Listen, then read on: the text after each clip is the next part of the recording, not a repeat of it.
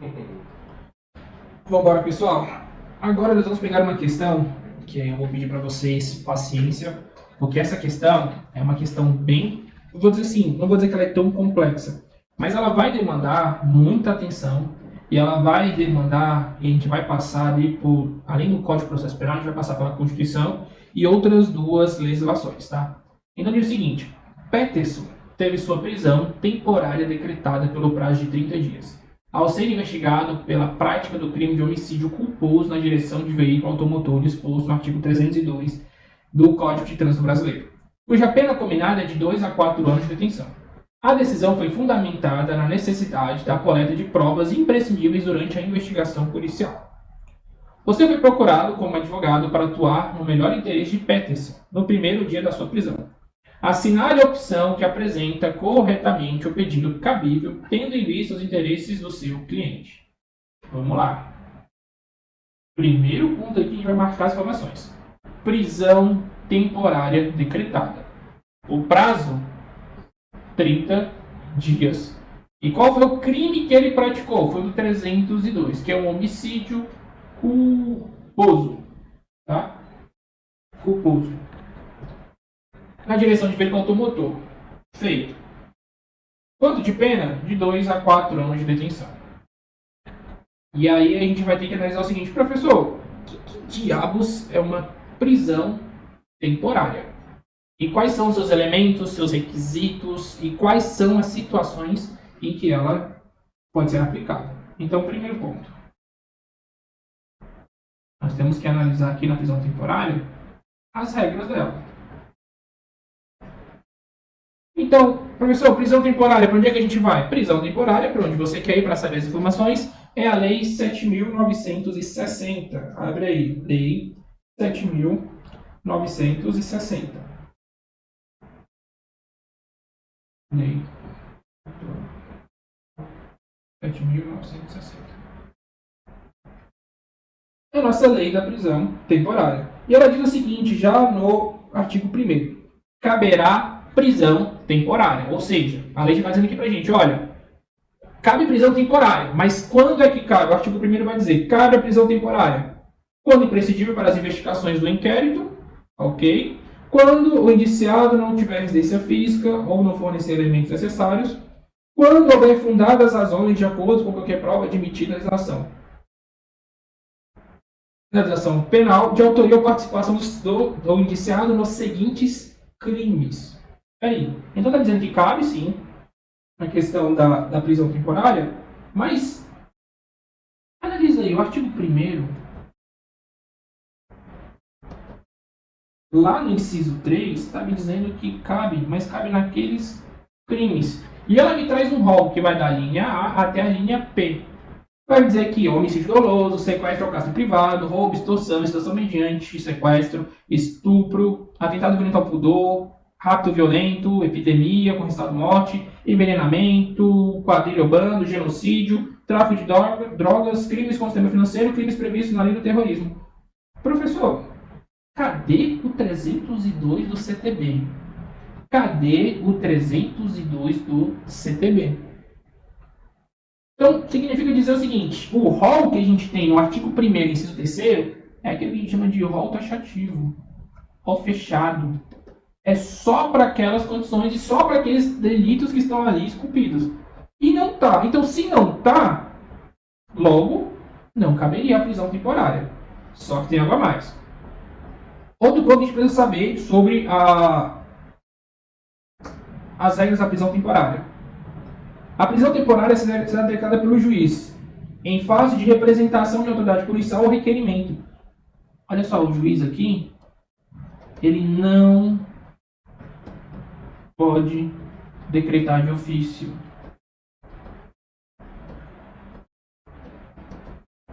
Ele depende do delegado de polícia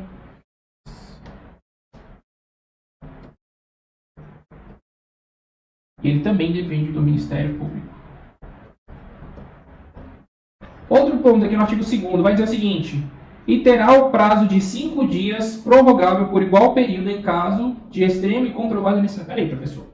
Você está me dizendo que o prazo é de 5 dias e está permitido uma prorrogação. de vai 5 dias. Por que o juízo aqui determinou um prazo? Cadê o prazo que ele determinou? De veículo, a decisão fundamental das ajudas de provas. Cadê? Peraí que eu me perdi. Calma, ó. Prazo de 30 dias. Isso que eu grifei, mas tivesse prazo de 30 dias. Professor, mas a lei fala em 5 dias. Por que ele me trouxe um prazo de 30 dias? Calma que você vai analisar.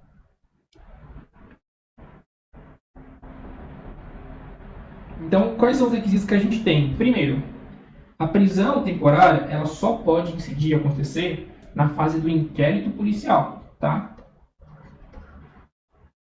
Professor, entramos no processo. Cabe a prisão preventiva? A prisão temporária? Não. Ela é delimitada ao inquérito policial. Então vamos lá. Só pode ser decretado nas hipóteses do artigo 1º. O artigo 1º tem um rol taxativo. O juiz ele não pode decretar de ofício. Ele depende de uma manifestação ou de uma solicitação do delegado de polícia, que é a autoridade policial, ou do Ministério Público. E o prazo ele é de 5 dias. Mas, professor, de onde é que veio esse prazo de 30 dias? De onde é que o juiz tirou isso aqui? Tirou esse prazo? Eu vou te convidar para uma outra lei. É a Lei 8.072. Professor, é a Lei dos Crimes Hediondos? Exatamente. Lei 8.072 dos Crimes Hediondos. Essa lei, e aí se você estiver lá pelo site do Planalto, aperta lá texto compilado que ele ajusta para você. Essa lei vai dizer o seguinte: são considerados hediondos os seguintes crimes tipificados aí fora do Código Penal. E ele vai trazer uma lista, um rol que é também taxativo, que vai ter homicídio, lesão corporal de natureza grave, um caso gravíssimo, e ele vai trazendo todas essas listas. Então, só é um crime hediondo aquilo que está devidamente definido na lei dos crimes hediondos, um rol taxativo. Feito isso, professor, onde é que ele tirou essa fundamentação? Olha aqui. Os crimes hediondos, a prática da tortura, o tráfico de entorpecentes e drogas afins, o terrorismo são insuscetíveis de anistia, graça, indulto, fiança. Agora dá uma olhadinha aqui no parágrafo 4º. A prisão temporária, aquela que só pode acontecer na fase de inquérito policial, sobre a qual dispõe a Lei 7.960, que é a lei que a gente acabou de analisar, nos crimes previstos neste artigo, que é o artigo 2º, terá o prazo de 30 dias prorrogável por igual período em caso de extrema e comprovada necessidade. Então a gente tem o artigo 2º, no parágrafo 4º, dizendo que o prazo que fala ali dos 5 dias da lei da prisão temporária, para os casos da lei do crime hediondo, a gente tem um prazo aqui de 30 dias. Aí eu pergunto para você, o tipo penal 302, ele não está no rol taxativo da lei da prisão temporária. E ele também não está no rol taxativo da lei dos crimes hediondos. Ou seja, uma loucura total, sem nenhuma fundamentação. Está claro para você que nós estamos diante de uma prisão ilegal? Eu vou até anotar aqui. Nós temos aqui uma prisão ilegal. Vou até colocar isso aqui bem grandinho para vocês. Estamos diante de uma prisão ilegal, ou seja, a prisão é ilegal. E professor, qual é o remédio para a prisão ilegal? Nós temos um remédio para o tipo de prisão ilegal, porque está claro aqui para você isso, né? Não cabe a prisão temporária, porque não está no rol taxativo do artigo 1º. O prazo também não cabe, porque não é crime hediondo. Mas, professor, é uma prisão ilegal. E qual é o remédio? O remédio para a prisão ilegal está na nossa Constituição Federal. Artigo 5º, inciso 65. Abre lá na Constituição Federal. Abre o artigo 5º. Artigo 5º, vamos lá. Artigo 5º da Constituição Federal, inciso LXV. LX... Cadê você? LXV. A prisão ilegal será imediatamente relaxada pela autoridade judiciária. Ela será o quê? Relaxada. E a autoridade que vai decretar o relaxamento é a autoridade o quê? Judiciária.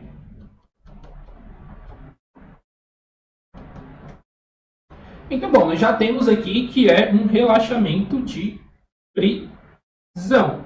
Mas, professor, qual é o fundamento que nós vamos utilizar aqui? A prisão é ilegal por quê? Porque não consta o delito que ele praticou no rol da prisão temporária, que está lá no artigo 1º, inciso 3. A prisão ela é ilegal por isso. Dito isso, vamos para as alternativas? Vamos lá. É aí que eu falo para vocês, a FGV ela gosta de brincar com isso. Você está vendo aqui, ó, C e D. Já está trazendo aqui relaxamento de prisão legal, relaxamento de prisão ilegal. Então, professor, a gente já tem aqui, eliminando já aqui, já temos só com 50%. Mas olha só, ela está falando aqui também em liberdade provisória. Professor, o que é a liberdade provisória? No seu Código de Processo Penal, você vai abrir lá no artigo 300. E quando eu falo para você abrir, é fazer isso aqui, é folhear. No artigo 310. Após receber o auto de prisão em flagrante, no prazo de até 24 horas após a realização da prisão, o juiz deverá promover a audiência de custódia com a presença do acusado, seu advogado constituído, o membro da Defensoria Pública e o membro do Ministério Público. E nessa audiência o juiz deverá o quê? Inciso 1, relaxar a prisão ilegal. Então, para além do artigo 5º, inciso LXV, nós temos também o artigo 310, inciso 1 do Código de Processo Penal. Converter a prisão em flagrante em preventiva, se for o caso, e conceder liberdade provisória com ou sem fiança, tá? E aí a gente analisa que a liberdade provisória ela pode ser concedida pelo juiz, e aí nós temos de duas formas. Ou a liberdade provisória ela é com fiança, ou ela é sem fiança. Para saber sobre fiança, você vai ter que ir lá no artigo 322, que diz o seguinte: a autoridade policial somente poderá conceder fiança nos casos de infração cuja pena privativa de liberdade máxima não seja superior a 4 anos. Repara, no 322 diz que o juiz ele pode conceder liberdade provisória com fiança, mas o delegado também pode, mas está limitado ao quê? A uma pena privativa de liberdade não superior a 4 anos. No relaxamento de prisão, a Constituição deixa claro que é o juiz. Já temos aí uma primeira diferença. No 323 diz que não será concedido fiança nos crimes de racismo, nos crimes de tortura, tráfico, nos crimes cometidos por grupos armados. Então, beleza, eu cometi um crime. Tenho direito à fiança? Possivelmente sim, mas se tiver no rol do 323, não será concedida a fiança para você. Tá? E não será igualmente concedida a fiança aos que no mesmo processo tiverem quebrado fiança, em caso de prisão civil ou militar, quando presentes motivos que autorizam a decretação da prisão preventiva. Tá? Então, o regramento da prisão da liberdade provisória é um pouco mais, pode assim, é um pouco mais estruturado e delimitado, tá? E aí, para que vocês tenham atenção, além disso, quando o juiz determina a liberdade provisória, ele vai substituir a prisão do indivíduo e vai determinar algumas cautelares. E essas cautelares estão lá no artigo 319 que diz: são medidas cautelares diversas de prisão: comparecimento de juízo, proibição de acesso, proibição de manter contato com pessoa, proibição de ausentar-se da comarca, recolhimento domiciliar no período, suspensão do exercício de função pública, internação, e ele traz todos os requisitos. Tá? Então, a gente tem aí a liberdade provisória e o relaxamento de prisão quando a prisão ela é ilegal. Então, qual é o fundamento da liberdade provisória? Dados os requisitos que nós temos aí, o juiz ele pode conceder essa liberdade provisória, pode conceder a fiança e pode também colocar medidas cautelares. Já no nosso caso, a prisão ela tem que ser relaxada por fato dela ser ilegal. Esse é o grande ponto. Leu, prisão ilegal, relaxamento de prisão. Tá? Não tem nem o que especular. A prisão ela é ilegal, relaxamento de prisão.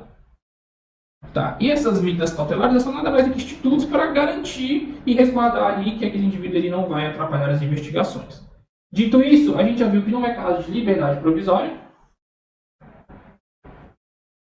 Ok, para o nosso contexto, aqui é prisão ilegal. Não é liberdade provisória também, com aplicação de medidas cautelares de prisão, pois não demonstra imprescindibilidade da medida. Então, a gente arrisca porque nós já vimos que é caso de prisão ilegal, então a Constituição já fala que é relaxamento de prisão. Vamos lá, relaxamento de prisão, pois o crime de homicídio culposo na direção de veículo automotor não está no rol dos crimes que autorizam a prisão temporária. Olha só, aquilo que a gente já falou. O artigo 1º, inciso 3. Da lei de prisão temporária. E aqui a lei vai dizer o seguinte: o relaxamento da prisão é legal a partir do 5º dia de prisão, pois a prática do homicídio culposo, direção de veículo automotor, não configura crime hediondo, e o prazo da prisão temporária deveria ser 5 e não 30 dias. Olha, eu não tenho que esperar o 5º dia de prisão, eu não tenho que esperar que ele fique 24 horas, 12 horas, não. A partir do momento que a prisão é ilegal, eu tenho que solicitar o relaxamento da prisão. E outra, o fundamento aqui é que a prisão ela é ilegal, porque ela não consta do rol. O delito do 203, deixa eu lembrar aqui, 302, na verdade, do CTB, 302 do CTB, ele não faz parte do rol que permite a prisão ilegal. Aqui ele está falando de prazo, ele não está falando do real motivo que torna a prisão ilegal, ok? Então o correto aqui é a alternativa C. Se não está no rol, não pode ser aplicado, e se for aplicado, é caso de prisão ilegal. Também seria prisão ilegal por excesso de prazo, também seria prisão ilegal caso o juiz decretasse de ofício. Mas no nosso caso, a prisão é ilegal porque o artigo 302 não consta no rol dos crimes que autorizam a prisão temporária. E também seria legal se ele decretasse a prisão temporária no curso do processo. Lembra, prisão temporária é só para os casos de investigação, quando nós estamos em investigação, inquérito policial.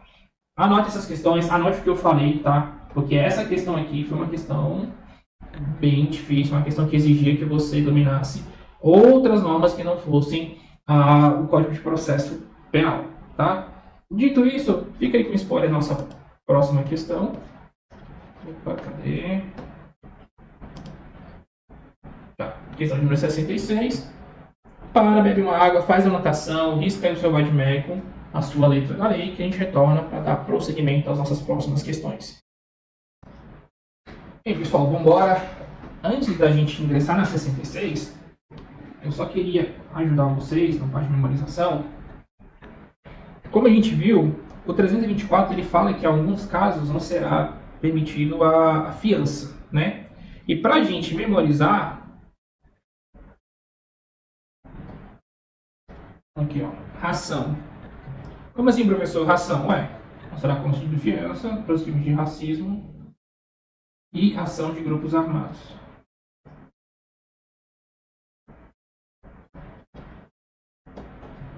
Além disso, também não será concedido fiança para o 3TH, que são aqui tortura, tráfico e terrorismo. Terrorismo. Além do terrorismo, nós temos também o caso dos crimes hediondos. Fechou? Tá claro? Só lembrando para vocês, tá? Injúria racial hoje. Equivale a racismo. Só para memorização, tá? Que não cabe fiança. Você lembra aí de ração, que é racismo e ação de grupos armados. E lembra do nosso 3TH. Tortura, tráfico, terrorismo e crimes hediondos. Só para complementar o que a gente falou anteriormente. Vamos lá, questão de número 66. André foi denunciado por ter subtraído a bolsa de Márcia, mediante rompimento de obstáculo. A subtração foi legitimamente comprovada no processo. Porém, não obstante tenha o rompimento de obstáculo deixado vestígios, não foi realizada qualquer perícia, sem justificativa plausível. Fim da instrução, manifestou-se o Ministério Público pela condenação, conforme a denúncia, sem requerer qualquer diligência. Dada a palavra advogado de André, em alegações finais defensivas, este deve requerer. Vamos analisar aqui o seguinte. Qual o tipo penal que nós vamos analisar? É o delito de furto, não é? Denunciado por ter subtraído. Se não tem violência, nós estamos falando de furto. Se é furto, é o artigo 155 do Código Penal. E diz o seguinte, 155. Subtrair para si ou para outra coisa alheia móvel. Isso a gente já está cansado de ouvir e de ouvir novamente. Só que pare, mediante rompimento de obstáculo. E aí foi comprovada essa subtração. Você lembra, para a consumação do furto, basta apenas a inversão da posse. Independentemente se ele ficou muito ou pouco tempo com bem, independente se ele foi surpreendido pela polícia, derrubado por populares, está consumado o delito, né? Agora, deixou vestígios, olha só, essa palavra aqui é maravilhosa. Está deixado vestígios. Não foi realizado qualquer perícia, e essa perícia sem justificativa plausível. Fim da instrução, manifestou o Ministério Público pela condenação conforme a denúncia, sem requerer qualquer diligência. O que o advogado vai fazer nessas alegações finais defensivas que ele deve requerer? Analisa o seguinte. Professor, eu sei que a gente tem o caso do furto, né? 155. Mas, professor, será que esse rompimento de obstáculo, será que ele vai trazer uma qualificadora, uma cláusula de aumento de pena? O que ele vai trazer? Vai trazer exatamente o que está disposto na lei. O que você faz? Você abre e lê a lei. Vamos lá, artigo 155 fala sobre furto, né? E aí vem a pena de reclusão de 2 a 8 anos e multa se o crime é cometido, olha aqui, ó, com destruição ou rompimento de obstáculo à subtração da coisa, com abuso de confiança ou mediante fraude, escalada ou destreza, com emprego de chave falsa, mediante concurso de 2 ou mais pessoas. O que a gente tem? A gente tem que o furto qualificado quando, inciso 1, com destruição ou rompimento de obstáculo. Ele rompeu o obstáculo, não foi, André? Então a gente está de um furto qualificado, conforme artigo 155, parágrafo 4, inciso 1. Então nós temos um furto qualificado. Só que diz aqui que foi deixou vestígios. Então era necessário termos uma perícia. E agora, professor, o que o Código de Processo Penal fala sobre os crimes que deixam vestígios? Essa perícia, professor, ela é obrigatória? E se ela for obrigatória e não for realizada, qual o impacto que ela traz para o processo de alguém? Então, o que a gente deve fazer? Estamos falando de perícia, estamos falando de perícia, estamos falando de provas. Se estamos falando de prova, estamos falando de regras constituídas no processo penal. Então, lá no Código de Processo Penal, você vai abrir comigo, lá no artigo 158 do Código de Processo Penal. E o artigo 158 diz o seguinte: capítulo 2, do exame de corpo de delito, da cadeia de custódia e das perícias em geral. Artigo 158. Quando a infração deixar vestígios, que é o que está aqui na nossa questão, será indispensável o exame de corpo de delito, direto ou indireto, não podendo suprir a confissão do acusado. Espera aí, professor, está dizendo o seguinte: ela é indispensável. Olha a palavra que o legislador utilizou. Indispensável. Isso quem está me dizendo é o artigo 158 do Código de Processo Penal. E ele vai além. Além de ser indispensável a confissão de delito, seja ele direto ou indireto, não podendo suprir a confissão do acusado. Cara, a confissão não supre. Ela não supre. O André poderia até confessar que realmente ele fez ali um rompimento de obstáculo. Mas o que o legislador definiu? Cara, se tem que fazer perícia, tem que fazer perícia, ela é indispensável. Essa palavra foi empregada para deixar bem claro, olha, se deixou um vestígio, tem que fazer. E a perícia foi feita? Não foi feita a perícia. Teve alguma justificativa? Nenhuma justificativa. Então, o que a gente vai utilizar? Se a letra da lei está dizendo que ela é indispensável, logo, a ausência dessa perícia vai fazer o quê? Ela vai, tirar a qualificadora do furto. Se eu não tenho uma perícia para provar, fica então descaracterizado o furto qualificado. Vamos para as alternativas? O que ele vai alegar em alegações finais defensivas?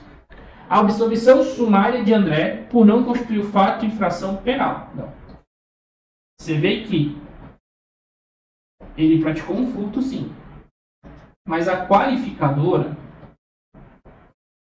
para que a gente consiga atestar essa qualificadora, precisava da perícia. E o 158 do CPP está dizendo que era indispensável. Se eu não tenho uma perícia, se eu não tenho uma prova validando, é como se isso aqui não fosse comprovado, isso aqui não existe. Restando, então, a prática do crime de furto simples. Se ele praticou um crime, não há de se falar em um pedido de absolvição. E, na verdade, subtrair coisa alheia móvel para si ou para outrem é crime. Se é crime, constitui, então, uma infração penal. Tá?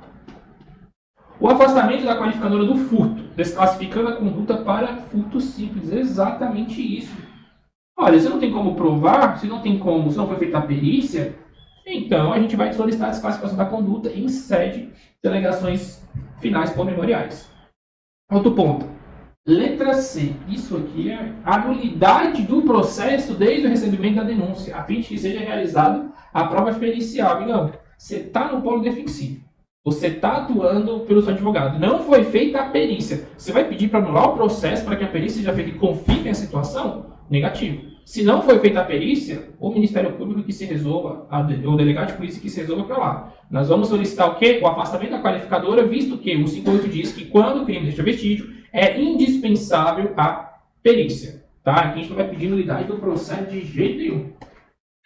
A conversão do julgamento em diligência, a fim de que seja realizada prova pericial para comprovar a existência do rompimento. Gente, nós estamos na parte final do processo. Tá? Essa parte final do processo já é ali os finais. Depois que a gente apresenta os memoriais finais, vai vir a sentença do juízo. Eu vou pedir a conversão em diligência? Não, já está bem claro o que eu vou pedir. Vou pedir o afastamento da qualificadora. Por quê? Ué, não tem prova que ela existiu? Fica, portanto, registrado a alternativa de letra B. Lembra-se que se o crime deixa vestígio, portanto, tem que ocorrer perícia. Essa perícia, ela é, como deixou bem claro o 158, ela é indispensável. E mesmo que o indivíduo confesse, ela não supre. A confissão não supre essa necessidade da perícia. Beleza? Agora nós vamos aqui já deixar para você o que nós temos para a próxima questão, que é a questão de número 67. Tá? E devo dizer que é uma questão um pouquinho puxada, mas assim, vai servir para você entender como é que funciona a dinâmica do processo e como os artigos de processo penal são aplicados dentro do rito processual. Fechou? Daqui a pouco a gente retorna, tá? Para, bebe uma água, relê novamente o 58, grava o 58, coloca um asterisco com o coração, pinta ele bonitinho e grifa lá aquela palavra. Indispensável, tá?